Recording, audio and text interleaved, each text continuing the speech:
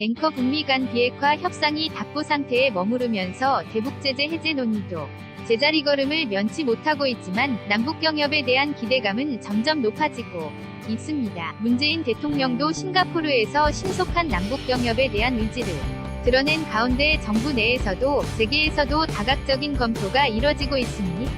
황혜경 기자가 보도합니다. 기자 금강산 관광 중단에 이어 개성공단까지 폐쇄되면서 종지부를 찍은 남북경협 이후 북한의 잇단 도발로 국제사회 위 대북제재가 대폭 강화됐지만 남북경협의 재개 여부는 결국 최고 통수 권자의 고도의 정책적 결정에 달려있습니다. 하지만 국제사회와의 관계, 특히 대미 관계를 고려하면 우리 정부가 독자적으로 남북경협을 재추진하기란 부담이 큰 게 사실입니다. 이혜정 현대경제연구원 통일경제센터장 4.27 이후 후속 합의들이 이뤄지고 있고 주요 내용들이 조사 연구에 대한 내용들이 있기 때문에 이렇게 차분히 조사 연구부터 진행해 나가는 것이 필요할 것 같습니다. 그리고 경협 재개를 위해서는 국민적 공감대와 국제사회의 지지가 반드시 필요한 부분이 있고요. 이를 위식해서인지 정부는 기회가 있을 때마다 미국과의 긴밀한 공조와 대북제재 이행을 강조하고 있지만 북한 비핵화 국면이 조성되는 즉시 남북경협을 재개하려는 의지는